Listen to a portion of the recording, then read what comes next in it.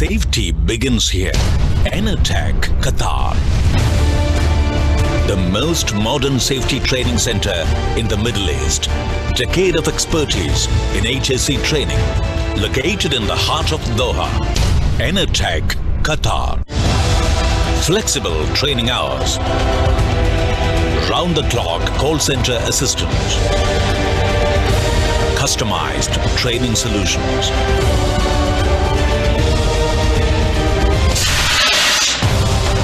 Multilingual experienced male and female instructors.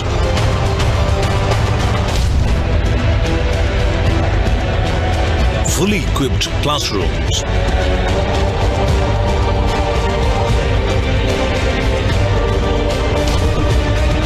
Chauffeur service and dining facility.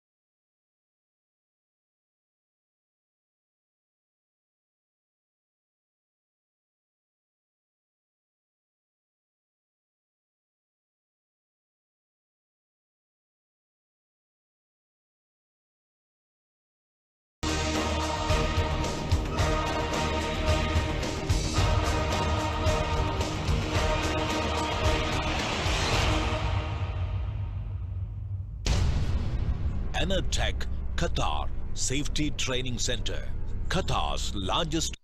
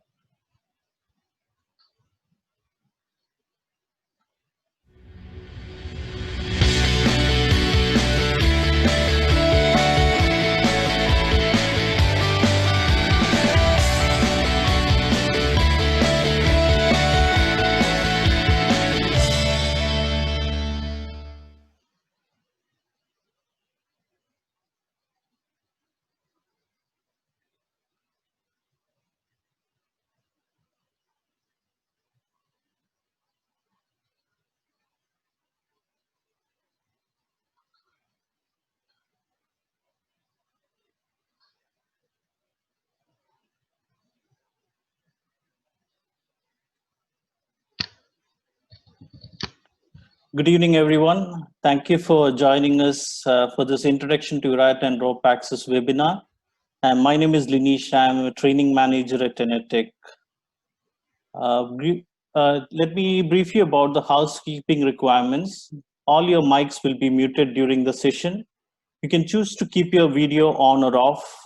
Prefer to keep it off during the session, and then during the question answer, we can switch it on. Please turn your view to speaker view. You may type your questions in the chat box and it will be answered during the presentation or during the question answer section. And please, only one speaker at a time. Giving a briefing about the agenda for today, we have started with the session, and from 5:05 to 5:45 p.m. We'll be covering the introduction to rope access and IRATA, rope access standards, ICOP and tax, international, regional, and national registration and regulations, including the ones in Qatar, information about different levels of qualification in IRATA, prerequisites to attend different levels of qualification, and after the session, we'll have a question answer session, and then we will wrap up. And today I have the honor to introduce two eminent panelists to the session. The first panelist is Adriano Picento. He began working at heights at 15 years as a mountain guide. From 18 to date, he has been a rope access supervisor and project manager. That spans 23 years of rope access experience. And from 1997 to 2004, he has been a project manager at Height Services at Building and Industrial Maintenance. 2004 to 2014, he is a CEO at Alpitech, a rope access inspection and maintenance company, focusing at onshore and offshore oil and gas, cement, wind, turbine, and industry. And from 2008 to date, he is a CEO of Static Equipment. Over the last 17 years, he has passed through all committees in IRATA. Currently, he is a rope access consultant, IRATA assessor, and IRATA lead auditor working globally. He'll be happy to answer all your queries during the session. And the presentation will be done by Mr. Jinit T. Verghese. Jinit works with Tenetech as a rope access manager. He has shown his experience in various spectrum of health and safety, including working at heights, rope access, confined space, scaffolding, etc. And he is also an auditor for lead auditor for ISO standards. And over to Jinit for a presentation. Then after the presentation, we will be having question answer sessions. Thank you, Mr. Linish. I shall share my screen for the presentation.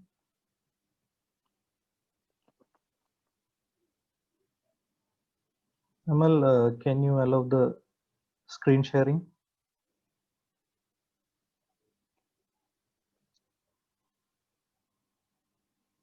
Can you try now, Jinit? Yeah, it's working now.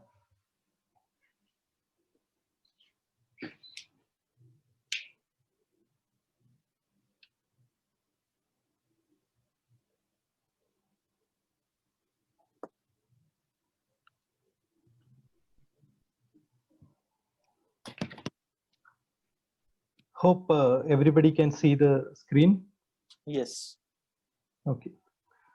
Good evening, everyone. Myself, Jinit T. Verghese, Rope Access Manager of IRATA Qatar Safety Training Center.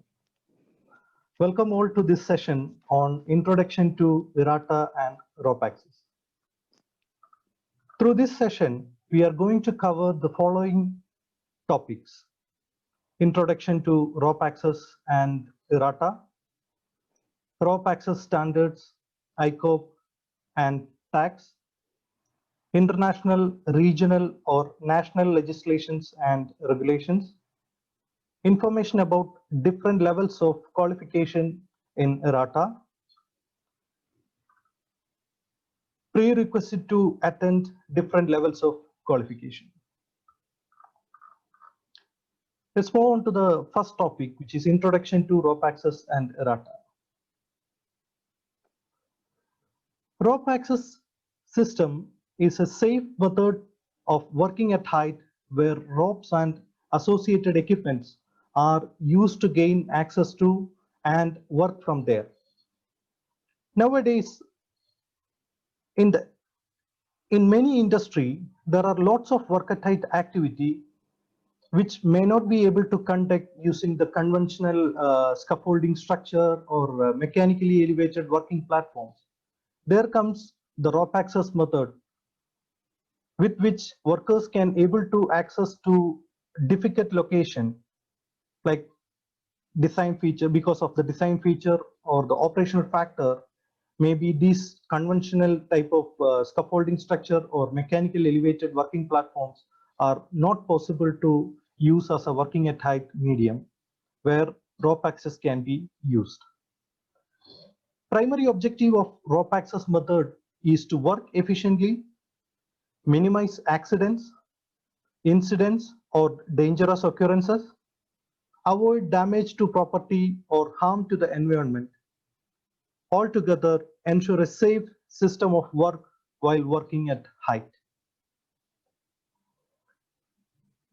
Rope access is used in wide variety of industry such as offshore oil and gas, power and petrochemical, natural environment, renewable energy, built environments, shipping and harbors, confined spaces, and according to the requirement of the site, it can be used in any industry.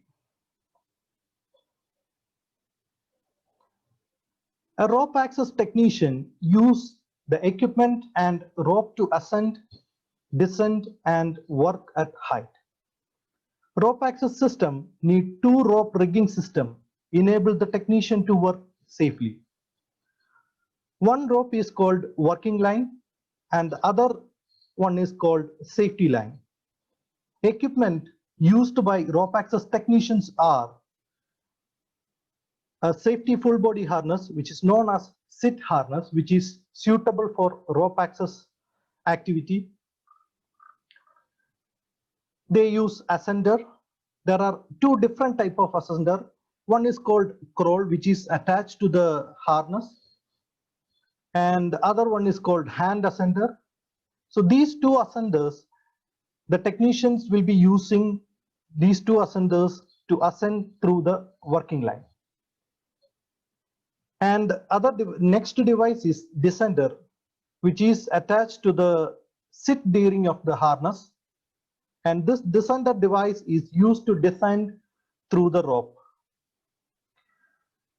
Whereas these two equipments, ascender and descender, have other capabilities also. Like ascender normally used for ascending activity, but it has the capability to do small distance descent also using the same ascender device.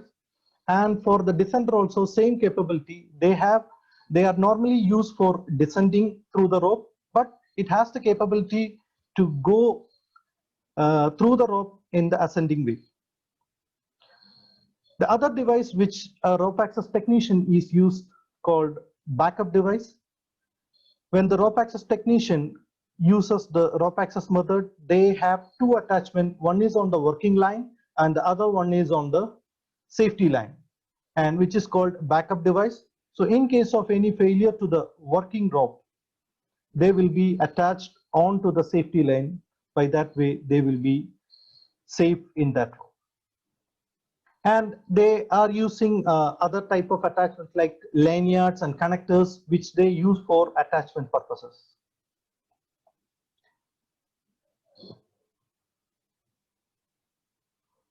The advantage of using rope access method mainly lies in the safety and speed with which workers can get to or from difficult work locations in order to carry out their work, often with minimal disruption on other operations, surrounding areas, and the environment. Altogether, rope access system is cost effective when comparing to other methods used for working at height activities. Let's see this picture which is given here. You can see that if if we have to work there, we can only use the rope access system to access to this area, where we cannot use any kind of conventional working at height methods such as scaffolding or mechanically elevated working platform, which is quite difficult. Same as with a normal public living area, such as you can see this picture, which is a common view of Doha. Here, there are lots of skyscrapers and buildings. Nearby that, there are lots of roads, traffic, parking areas. Let's say if there is any maintenance or a cleaning activity to be done on any of this building, by using the conventional method of scaffolding structure or mechanically elevated working platform, it will be difficult. It can be done, but the time taken or time to be consumed for fixing a structure or arranging the working area according to the requirement of the equipments, it will take a long time. And the number of people will be used for this activity also will be high. So whereas if you are using a rope access system, it can be performed fast because the system can be installed rapidly and it can be removed also fast. IRATA, the abbreviation of Industrial Rope Access Trade Association, formed in 1989, now become recognized as the world's leading authority on industrial rope access. IRATA have more than 130,000 rope access technicians worldwide, having 570 member companies around the world. IRATA directs and regulates the training of all workers seeking its qualifications. These member companies provide training, operational services, or both.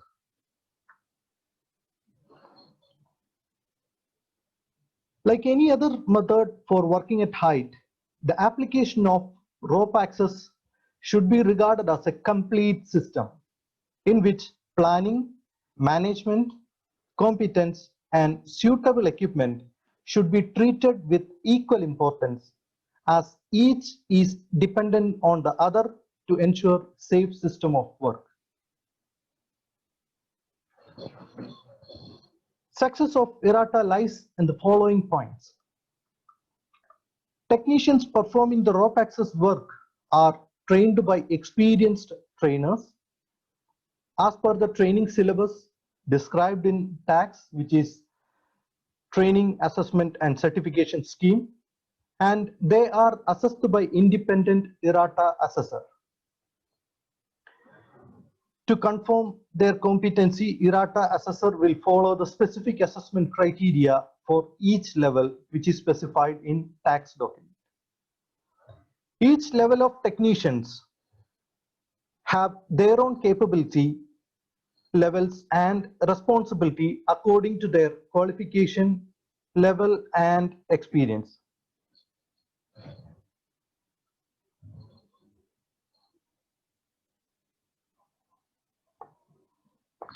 These technicians will use specialist equipment that are conformed and is inspected to strict standards.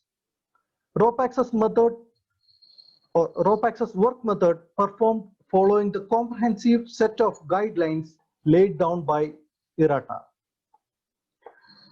All technicians who are working in this rope access industry are adequately trained and assessed on the rescue capability according to their level of qualifications in IRATA system. So they can perform rescue activity during a rope access operation, or they can able to support other work at height activity with the capabilities of rescue techniques. All rope access activities will be supervised by competent level 3 technician who are trained and experienced in complex rescue methods and HSE management.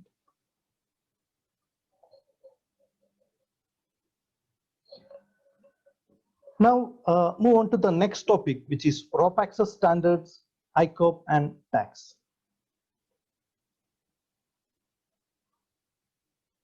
The use of standard is voluntary in that it is not a statutory requirement to comply with code of practice or to confirm the product standard. However, standards are often used to support the law. IRATA has key documents such as IRATA International Code of Practice for Industrial Rope Access, which is known as ICOP, which provides recommendations and guidance on rope access methods. The code of practice have been compiled using the experience of established rope access companies and is the result of many years of experience working with various national, international, regional, and trade-based health and safety organizations, to which IRATA International is indebted for their advice and assistance. This code of practice is applicable to the use of IRATA International rope access methods for industrial purposes, that is, for access to buildings, other structures, or natural features such as cliff faces, where ropes are used as primary means of access, egress, or support, and as the primary means of protection against a fall. The other key document, which is Training, Assessment, and Certification Scheme, which is known as TAX. This provides information about levels of certification or the qualification in IRATA system, training syllabuses and assessment criteria, and guidance for candidates, etc.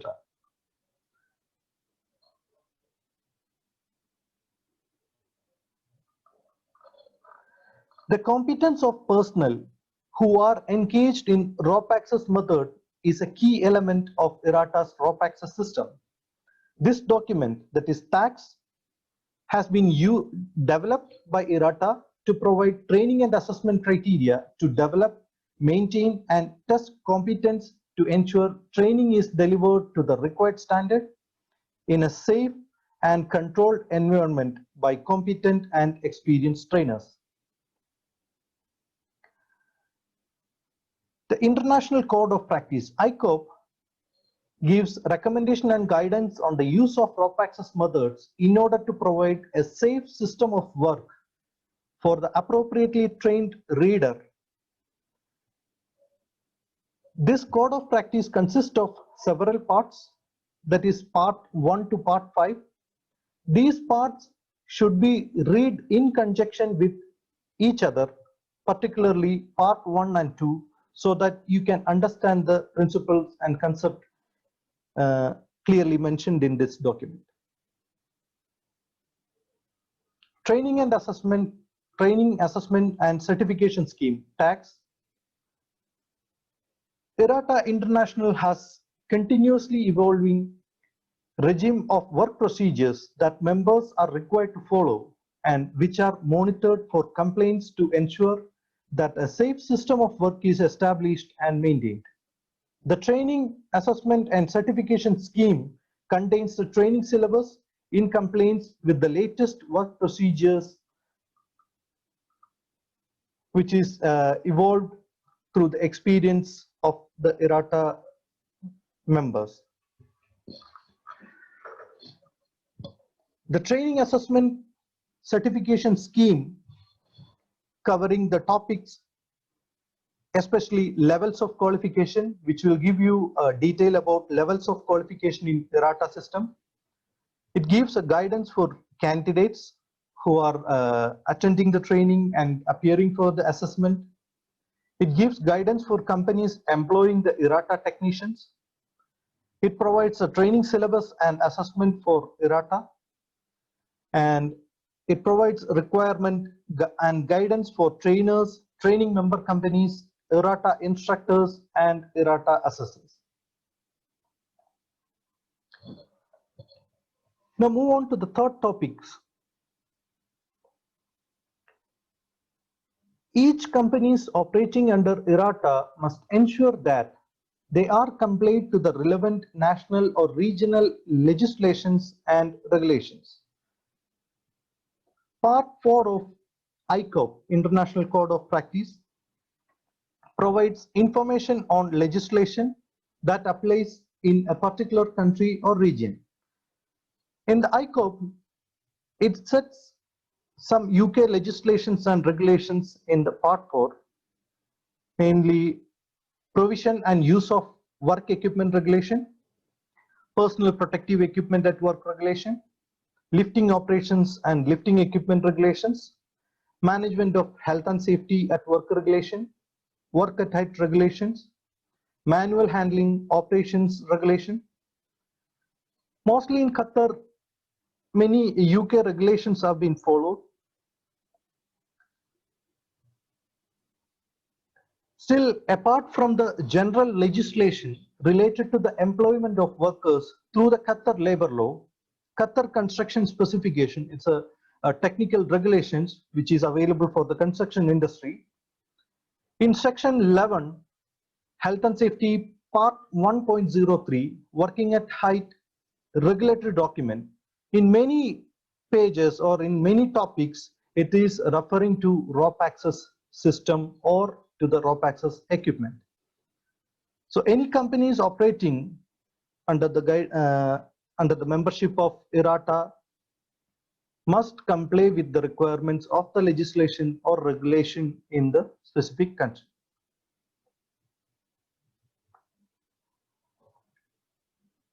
We move on to the fourth topic, which is information about different levels of qualification in IRATA.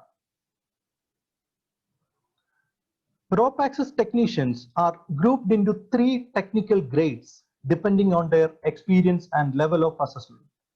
Those are level 1 technician, level 2 technician, level 3 technician. Mostly level 1 technician, which is an entry level. So basically they don't have any experience into rope access system. And level 2, once the level 1 technician completed certain prerequisite, they can appear for level 2. In the similar way, they can level 2 can progress towards the level 3 as well. A level 1 technician who is able to perform specified range of rope access tasks under the supervision of a level 3 supervisor. Mostly the level 1 technicians are the personnel who are on to the job in support of the level 3 supervisors. So the level 3 supervisor will ensure that the rope access system, which kind of rigging system has to be installed, which type of techniques can be used to access to different working at height location. So the level 1 technician will work under the level 3 supervisor under their guidance. The level 1 technician can able to understand and follow the rope access procedures, method statement, and associated risk assessment of that particular activity. The level 1 personnel is responsible for pre-use checks of their own rope access equipment. And this is applicable to all level of technicians. Like all level of technicians, they have to do a pre-use check prior to start their rope access activity. A level 1 technician able to assist in rigging, which is a basic rigging operation, and other operations as per the instruction of the safety supervisor, that is level 3 technician.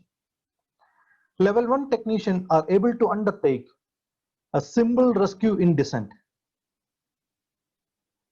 They can able to perform this rescue activity again under the guidance of level 3 technician. A level 2 technician. They are experienced rope access technician who are able to perform more complex tasks under the supervision of level 3 supervisor. They demonstrate the skill and knowledge required of level 1. They are capable of more complex rigging. Some examples given here called re-anchors, deviation, tension line, which the level 1 technicians are not being trained on. But level 2 technicians, they are trained on complex rigging systems, and also they undertake rescue from variety of situations. In level 1 training, they will get training on different techniques used in rope access, From all those techniques, how to conduct the rescue, they will learn only in the level 2 training. So the level 2 technicians can undertake rescue from variety of situations. And these level 2 technicians are able to assemble and implement howling system as well. Level 3 technician, they are the top level in the IRATA system, and they are experienced rope access technician who are responsible for understanding and implementing the rope access procedures, method statements, and associated risk assessments. And they are able to demonstrate the skills and knowledge required for the level 1 and level 2. They understand the elements and principles of IRATA's safe system of work. They are conversant with relevant work techniques and legislations pertaining to IRATA rope access system. They have an extensive knowledge of advanced rope access rigging and rescue techniques. So they are the one deciding the rigging method for the particular rope access activity, and they are the one ensuring that the rescue techniques are planned for each rope access activity and perform the rope access rescue with the help of level 1 technicians and level 2 technicians. And they hold an appropriate and current first aid certificate as well.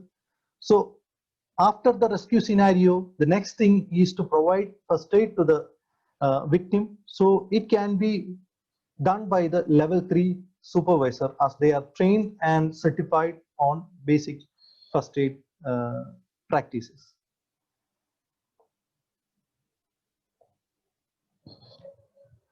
Next topic is prerequisite to attend different levels of qualification. As we've seen, there are 3 different levels of technicians in the IRATA system.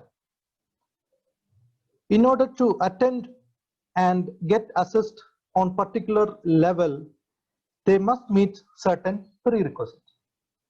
As a general prerequisite for all the levels of training, the personnel who are going to attend or get assessed for each level must be physically and medically fit for the training. Starting with level 1. In order to attend the level 1 training, they must have a minimum of 18 years.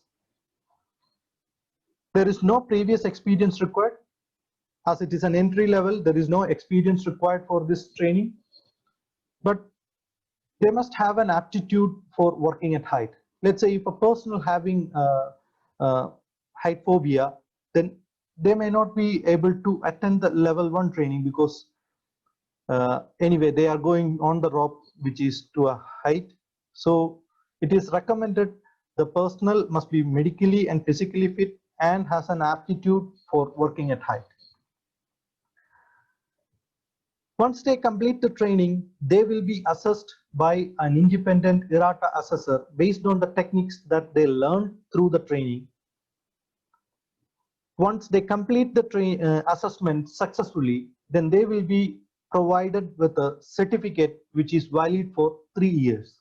And they also provided with a logbook also, wherein when they are working, they need to log their experience into the IRATA logbook. Second level is level 2. In order to appear for the training and for the assessment of level 2, they must complete at least 12 months of experience and 1,000 working hours logged in their logbook. And they can attend the training and they can complete the assessment before the expiry date. If the expiry date is before the assessment, it may not be possible to progress towards a level 2 certification. So they must complete the level 2 assessment before the expiry of their level 1 certificate. Next level is level 3. a level 2 technician can progress to level 3 by having 12 months of experience from in level 2 and 1,000 hours of working experience which is logged into their IRATA logbook. And same applicable here, before the expiry of their level 2 certificate, they must attend the assessment for the level 3. And by having the, they must also have to attend a first aid training. As we discussed already, as a level 3 technician, they are the one going to perform the first aid for the victims who were rescued from the situation or any kind of emergency situation. So they must have a first aid training certificate as well. Other than this upgrade or upgrade trainings, there is other options for renewal. Like, let's say if a level 1 person who completed the 3 years, they can go for renewal of the level 1 itself. There is no mandatory requirement that level 1 person must progress towards level 2. But as the person achieves a certain amount of experience, like meeting the prerequisite such as 12 months of experience and 1,000 working hours logged into their logbook, they can proceed to next level, but it is not mandatory. So these are the different levels of qualification and the prerequisite for the different levels of training. With this, I can conclude this session. We have covered the topics of introduction to rope access, IRATA and IRATA, then standards, ICOP and tax, information about different levels and the prerequisite for different levels of qualification. Thank you, Thank Junaid. you for the patient listening. Over to the host. Thank you, Junaid. Can you share your presentation, please? Yeah, sure.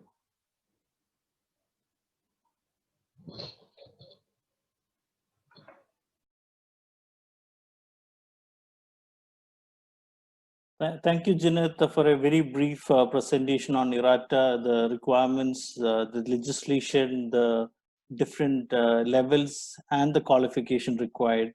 Now, let's move on to the question answer session. If anybody has a question to be asked, kindly type it in the chat box. We have got some questions which are already there in the chat box. Let me, Adriano, are you also ready for the questions? Yes, I am. Okay, thank you, Adriano. Let me ask the first question. If a person is certified in IRATA level 1 and he doesn't work in the rope for at least 1 year continuous, will he have to do a refresher training? That is somebody who's already certified in IRATA, but he's not probably working in the rope access system for continuously a long time. Will he be required to take a refresher training before he actually accesses the rope systems? Yes, partially correct. Yes. They need to, if they don't work for more than 6 months, they need to attend a refresh course. Yes. Okay, okay, thank you.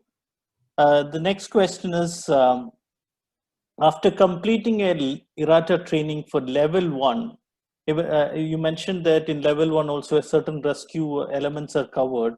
Can this person be a rescuer after completing level 1? And do you mean a rescuer inside of the same team or a rescuer for third parties? A rescuer for probably third parties, especially in certain sites, there are rescuer requirements, and there are people who are assigned as rescuer for working at heights.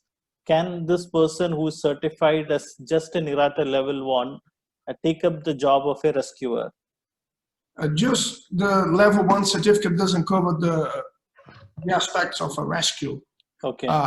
It's cover the only, it's how we call it snatch, descent, rescue, where a level 1 in descent mode is able to rescue someone else from the descent mode.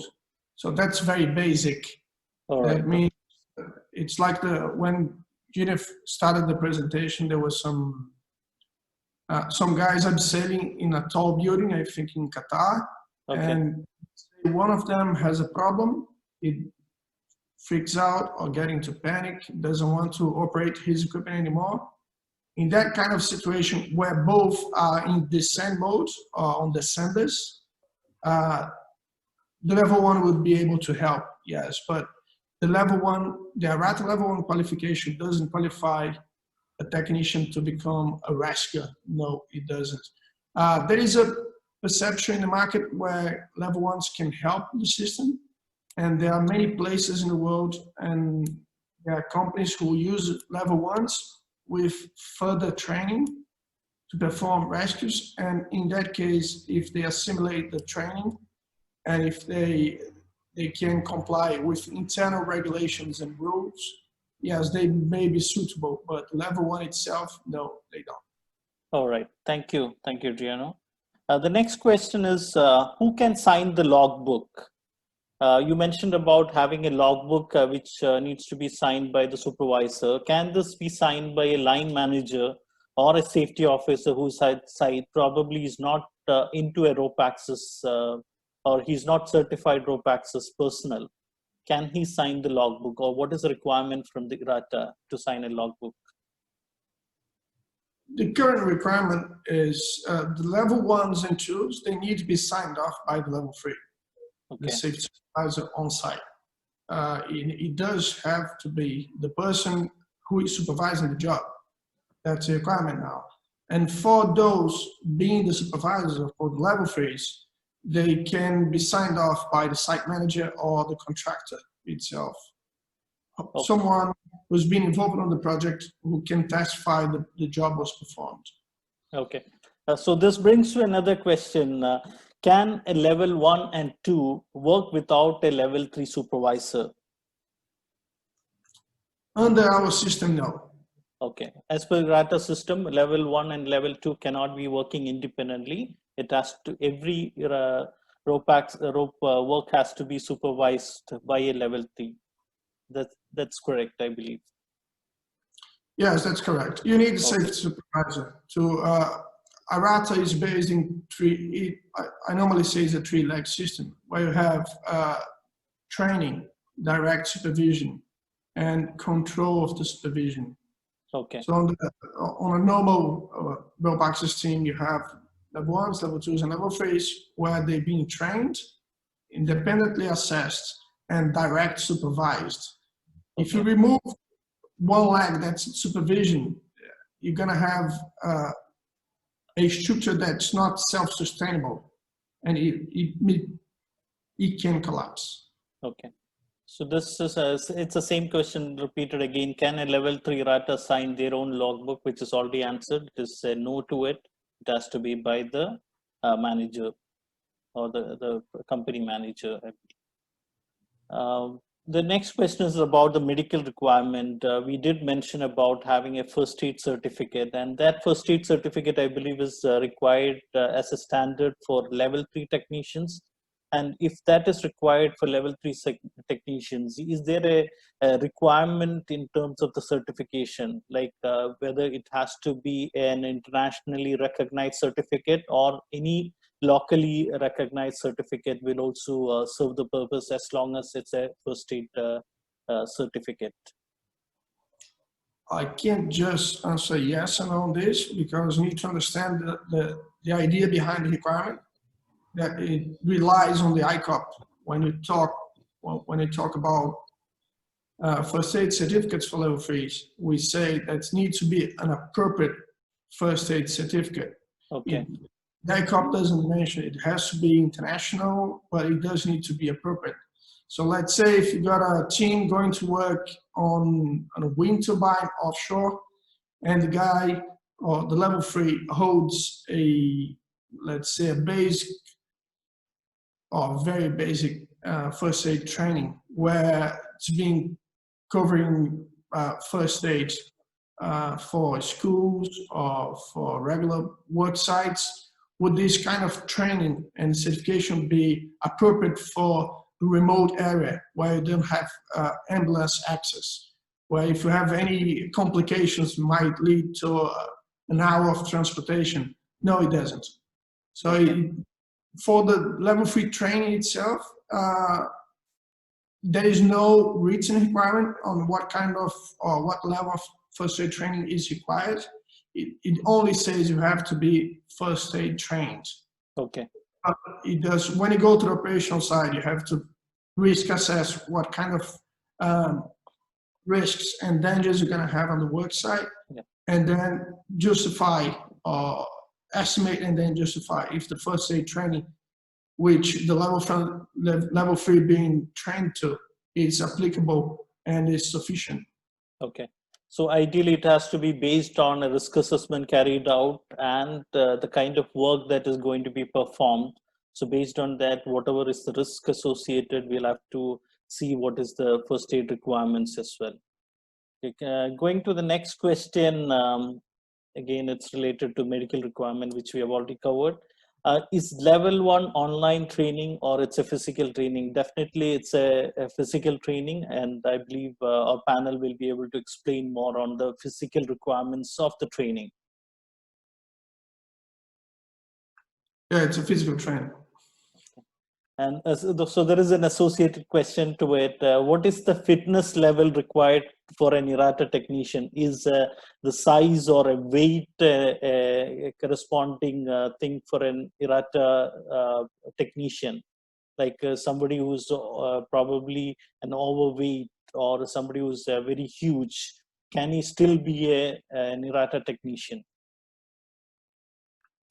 That's a very good question. It's a very difficult question to answer. It doesn't mean the guy is big or the lady is big that they cannot climb on the ropes. It's based on their health.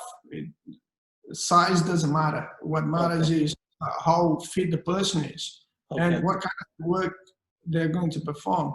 So if, let's say, you get a guy, a man with 130 kilos, and he is willing to climb a wind tower, a fat guy with 120 meters tall, would that be okay? Maybe not, maybe yes. But let's say the same man needs to abseil down 3 meters to inspect something that is gonna take 10 minutes and he's the only person who can do it. Is it suitable? I would say generally, as a Dolphy, I would say yes, with extra precautions. So the minimum level of fitness, it's based on the task the person is going to perform. Oh yes, the level 1 training, level 2 and 3 training, they are very physical. If the person doesn't get or doesn't understand the techniques behind on how to stand on a rope,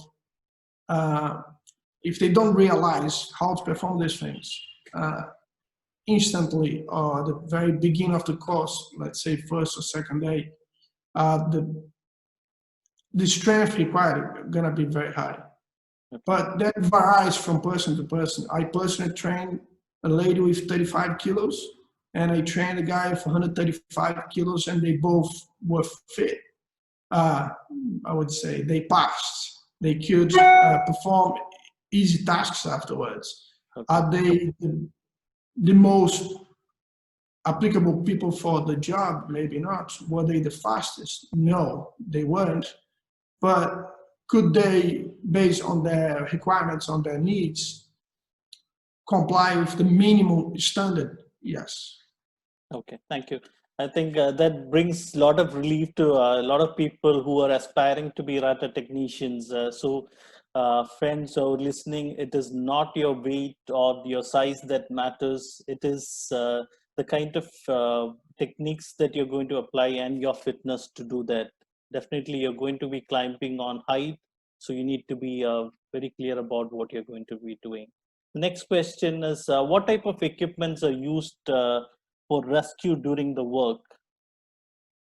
I believe this question is related to the type of or the manufacturer of equipments, which there are a lot of manufacturers for this. Definitely Adriano can show more light into this question. Yeah, if the question is regarding manufacturers, it doesn't matter. If you need a carabiner, for example, they can be made all over the world. The person in charge of selecting the equipment needs to be competent to be able to risk assess the combination between equipment and the type of equipment they're choosing, and make sure and ensure they are applicable and safe for the task. Okay. So probably it will also depend upon the region in which they are working. Is it right that they, based on the region, there is a recommendation of the equipments?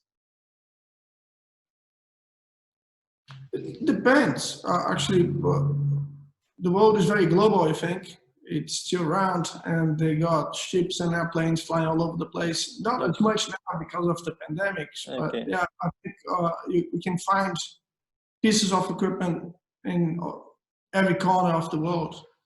And so it's much more based on the level of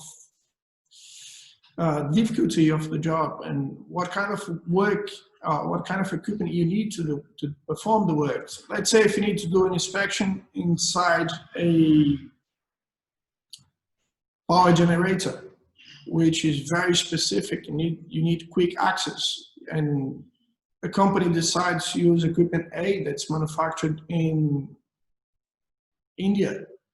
And then this equipment, it's more suitable, but it's only available in India. If you bring this equipment from India, and then you can perform the job in X hours, or the other companies decide to use an equipment that's manufactured in Brazil, for example, and the same equipment will take 20 hours to perform the job. Is it, as a supervisor would say, I would rather wait another 2 days for the Indian equipment to arrive and then perform the job in 2 to 3 hours. One benefit of the system, if that wasn't mentioned in the presentation, it's the time that people is exposed to the risk. So on the offshore environment, for example, I'll be brief on this. If you have a team of 5 people to perform inspections, they can go in and out and perform the job in maybe in 3-4 hours. And if you need a scaffolding team to build the tower, the access tower, and then you need supervisors to the scaffolding team and for the inspection team, you may end up with 20 people to do the same job. Yes, true. And then at the end, the same job can take maybe 5-6 times more. And you have, instead of having 5 people exposed to the risk in 4 hours, that it would give you, just using round numbers to be easy to add, Okay. 20 man hours exposed to the risk. If you have a 20-man team indirectly performing the work, and then you can end up with 100 hours exposed to the same risk. So the equipment, in my opinion, is not what should be deciding how the job is performed. Once, based on the necessity of the job, you have to risk assess and choose the most appropriate pieces of equipment. Okay. Yep. Thank you. Next question. What kind of hours are counted in the logbook? Are the training hours also included? Let's say a technician is getting trained for certain hours, 5 days of training. Will that be counted as his log hours, or he will start from the time he's been qualified as an IRATA technician? From the time who is qualified. Okay. The training, there's a different section on the logbook which the training hours should be recorded. They are not work experience unless you are the trainer. If you're working as a trainer or assistant trainer, yes, the training hours will account as working hours. All right. Coming to the next question, regardless of the level 1, 2, 3, they all have to go through a fitness test, including working at height phobia test. Is it a requirement that they should be going for a working at height phobia test? In some countries, yes. For IRATA, no. IRATA accepts self-fitness declaration. Okay. So it's not necessary to be third-party certified. It is self-declaration that I'm fit to work and I don't have height phobia. As I said, it depends. Yeah, the place on where the countries. Okay. Brazil. In Brazil, to perform a rope access training course, IRATA, or any other certification body, you do need to have a medical declaration. Oh, right. So in Brazil, yeah, you can't use a self-medical declaration. You have to be testified, and someone needs to testify you're fit for the task. Okay. The next question is it mandatory for a David rescue operator to be IRATA trained? I'm not very clear about what he means by David rescue operator, but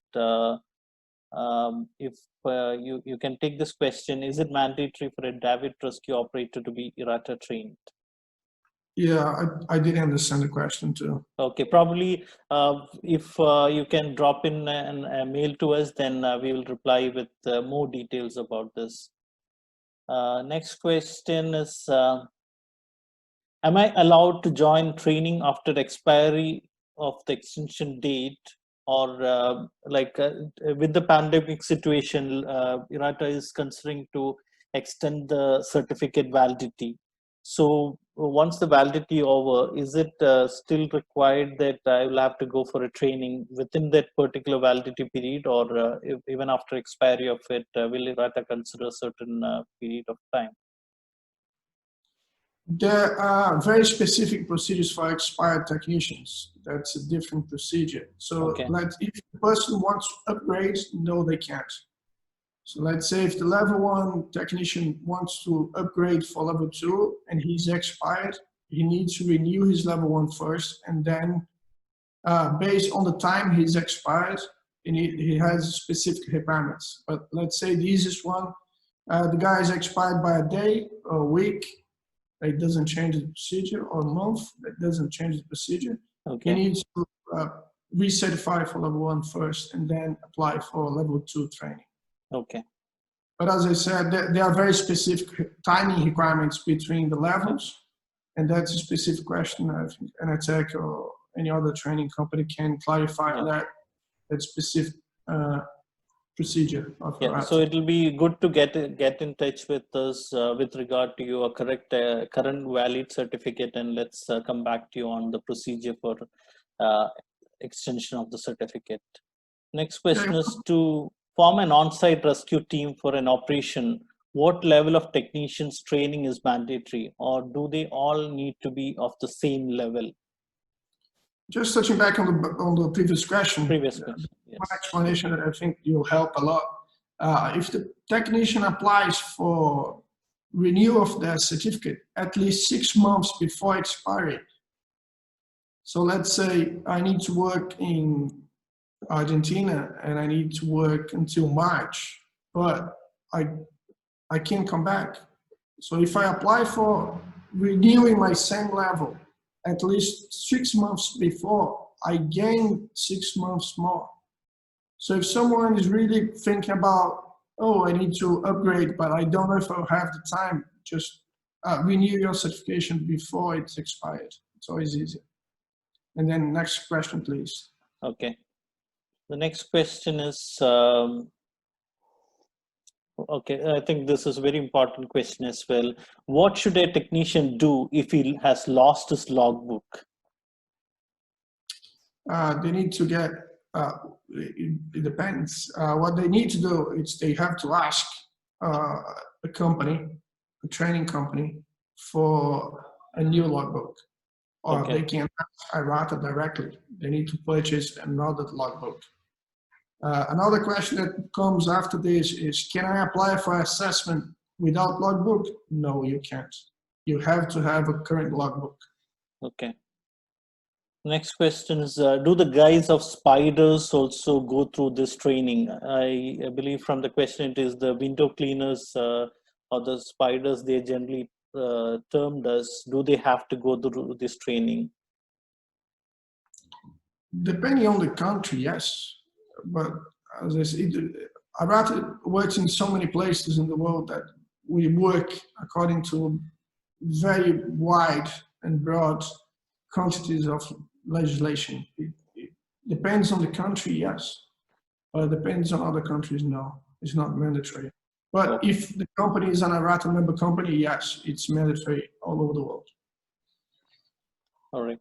One last question. As a level one, can we correct the wrongdoing of same IRATA technicians?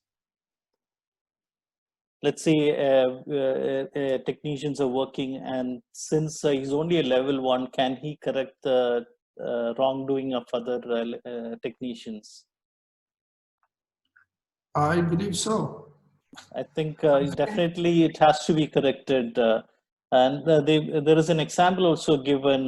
They use one backup rope for 2 person, and only attachment is the foot loop of the hand jammer. That's almost committing suicide, in my opinion. So this definitely has to be taken up and corrected for sure. I think so, yeah. I think that's much more based on your education and how you behave as a human being. If you see someone trying to hurt themselves without understanding the potential risks, I would, as a person, just try to help someone else. Yes. Okay. That's the first one. And the second one, if I'm working the same team as a level one and I try to correct someone else and they don't want to take it, I would recommend taking this to IRATA as a complaint, a formal complaint, because an unsafe person, like it's mentioned on the question, can cause a catastrophic failure for the system around. Definitely. With this, we are almost coming to the end of the question answer session. And before we end the session, I want to ask one more question related to which Adriano can definitely answer. We talked about different levels of IRATA technicians. That's level 1, 2, 3. And what is the career progression after level 3? What can a person become after level 3? Because since you are an auditor and a well-experienced person, definitely there are a lot of people who wants to hear from you in terms of the career prospect of an IRATA technician. That's not an easy question to answer, because there is no progression. After the level 3, IRATA is planning to release a different qualification, which is called RAMRAS, Rope Access Manager, and Rope Access Safety Supervisor. But there is no, as for now, maybe in a couple of years in the future, you're gonna see there is a new requirement from the market. But currently, if the person wants to progress on this IRATA career as a rope access technician, because it's not, after you're a safety supervisor now, a level 3, there's nothing else you can do if you're applying to do this on the work site.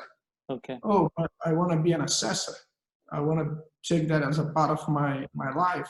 And the person can be an assessor if they have the aptitude and the willingness to assess people. Is not an easy job.